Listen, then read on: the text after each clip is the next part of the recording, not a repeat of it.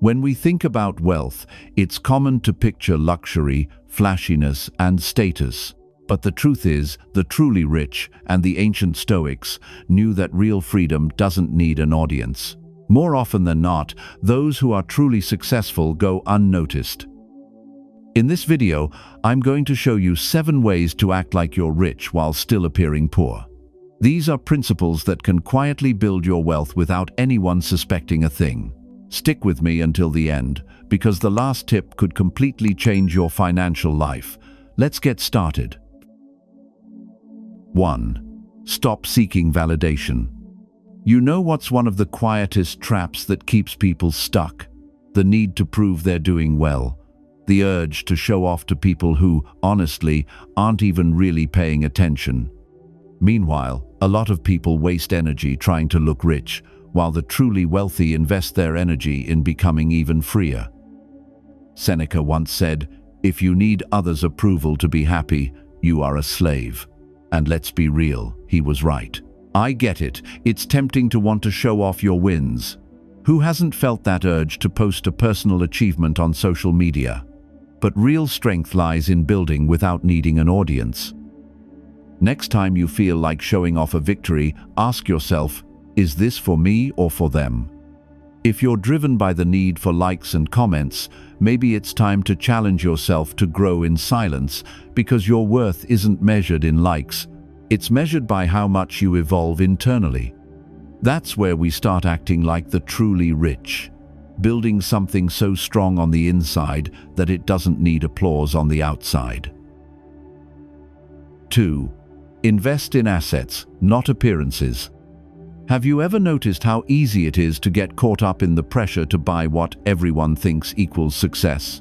The flashiest car, the latest phone, brand new clothes.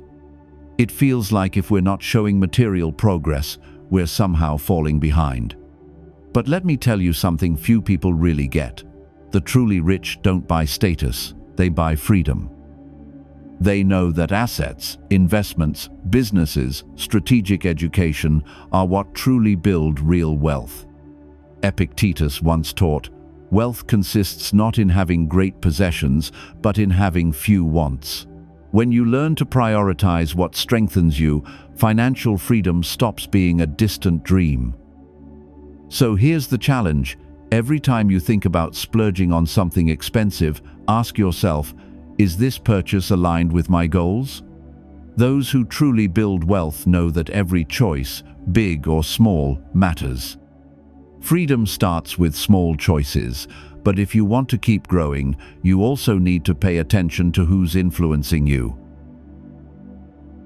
3. Choose your circle carefully. You know that saying, you are the average of the 5 people you spend the most time with.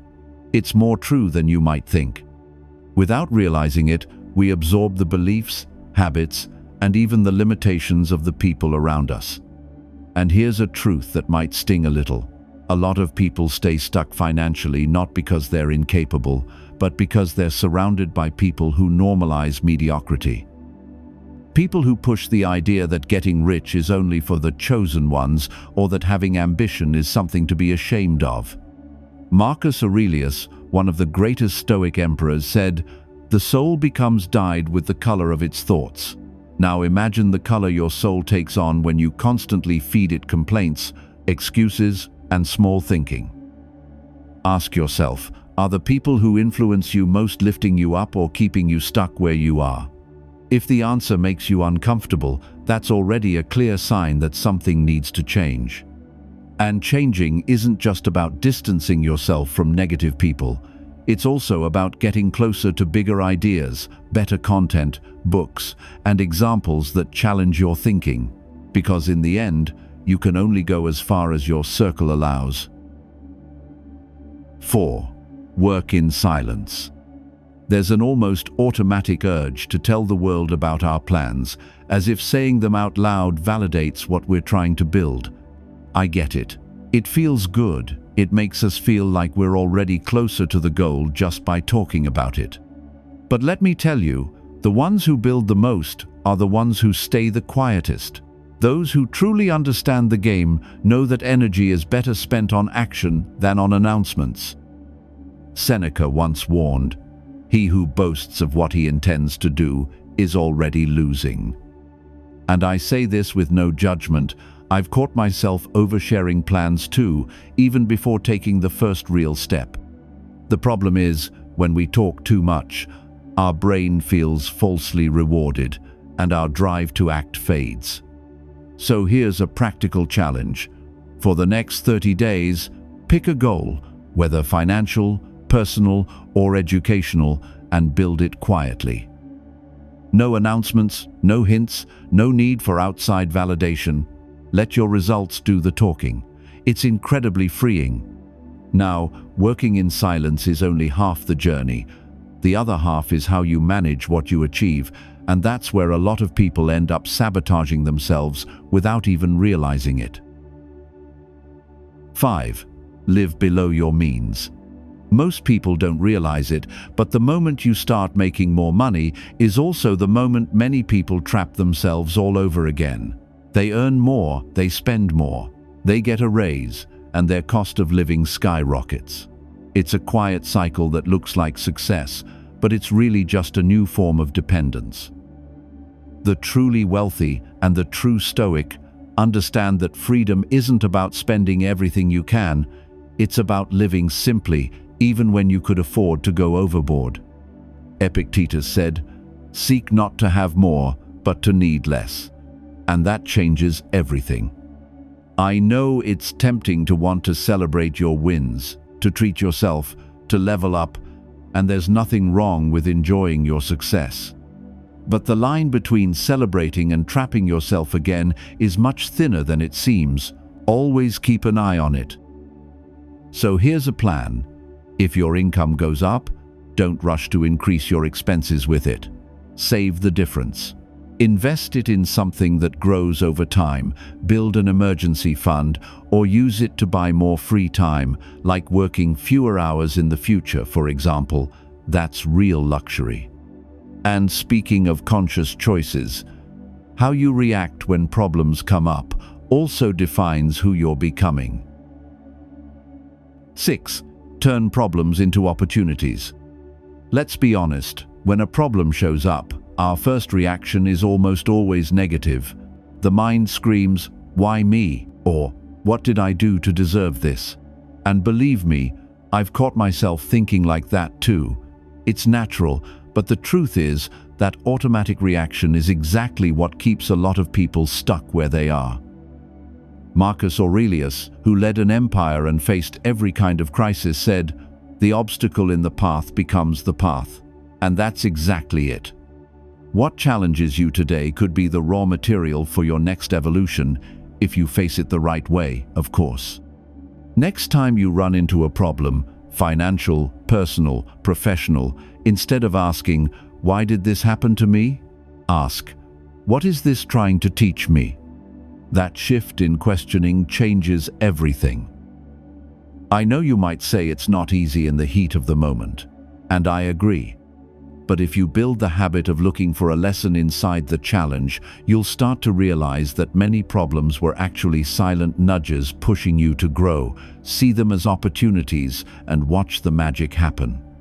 And since we're talking about real growth, the next step might be the most crucial one of all, learning how to build paths that keep pushing you forward, even when you need to hit pause. 7. Build income streams that work for you. Most people get trapped in a cycle that seems harmless. Work, earn, spend, and repeat. Month after month, year after year.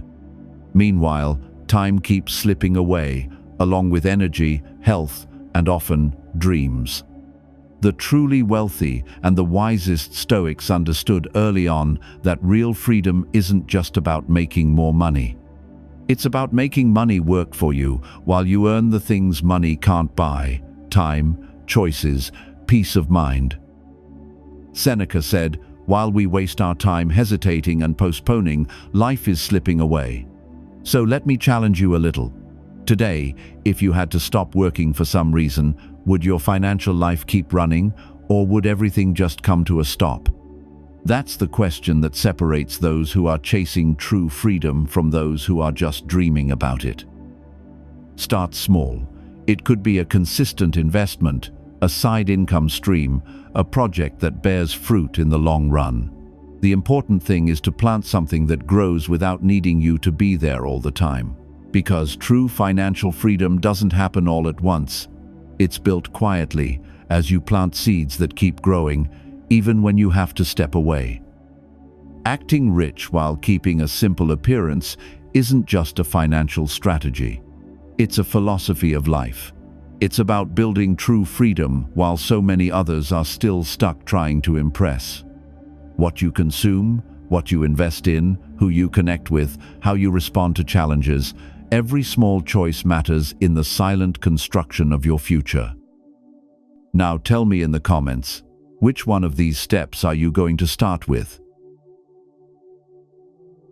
If this video brought you value, make sure to like, subscribe to the channel, and share it with someone who's rethinking the way they handle money.